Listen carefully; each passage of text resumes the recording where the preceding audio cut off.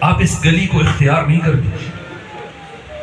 فرمایا اس گلی سے گزرتے ہوئے مجھے کچھ یاد آ جاتا ہے.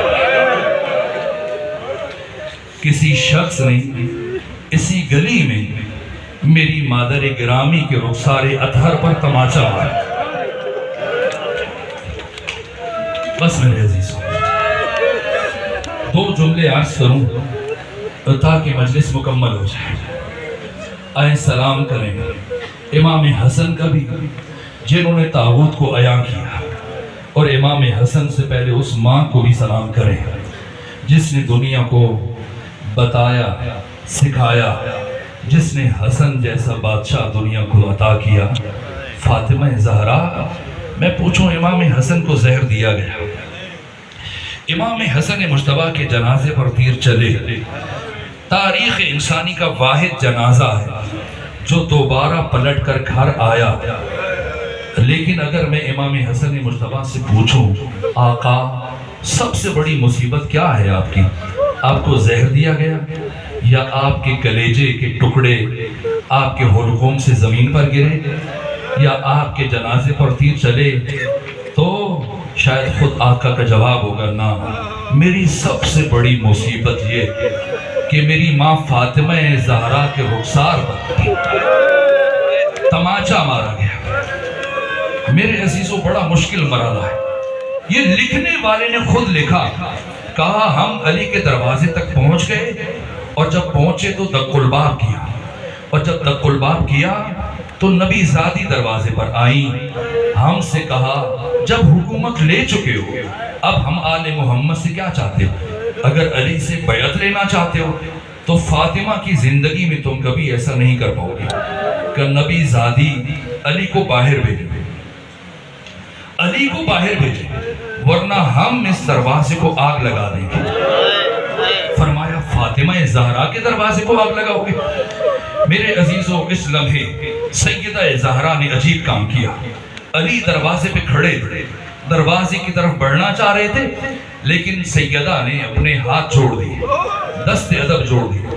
کہا آقا امیر المومنین، جب تک میرے پدر بزرگوار زندہ تھے انہوں نے خود کبھی تلوار نہیں اٹھائی، ہمیشہ آپ نے ان کا دفاع کیا. اور آج کیونکہ اس وقت روئے زمین پر حجت خدا میرے بابا تھے اور اب روئے زمین پر حجت خدا آپ ہے، اس لیے آپ خود تلوار نہیں اٹھائیں گے، آج نبی زادی آپ کا دفاع کرے گی. فرمایا جیسے نبی زادی مناسب سمجھتی تھی. ایک مرتبہ سیدہ نے دروازے پر جمع ہونے والے افراد سے فرمایا فاطمہ کے دروازے کو آگ لگاؤ گے؟ کہا آگ لگائیں گے اور کسی کی پرواہ نہیں کریں گے. کسی نے قنفذ سے کہا آگ لگاؤ، آگ لگاؤ. آگ لگی، دروازہ جلا. لیکن خود لکھنے والے نے لکھا کہ جب دروازہ جلا تو اس نے دروازہ جلنے کا انتظار نہیں کیا، جلتے ہوئے دروازے کو ٹھوکریں مارنا شروع کی. اے ملتان کے غیور مومنین، اطراف و اکناف سے آئے ہوئے غیور مومنین جو خاک پر بیٹھ کر فرزند فاطمہ کی شہادت کا پرسہ دینے کے لیے آئے ہو، مجھے بتانا کیا وہ دروازہ زمین پر گرا تھا؟ کیا وہ دروازہ زمین پر گرا تھا؟ اے کاش زمین پر گرا ہوتا. لیکن کیا کریں کہ امام زمانہ فرماتے ہیں میں اس لمحے کو کبھی نہیں بھلا سکتا جب میری دادی فاطمہ زہرا جلتے ہوئے دروازے اور دیوار کے درمیان تھی اور اس دروازے کی کیل میری دادی کے بازو میں پیوست ہوئی.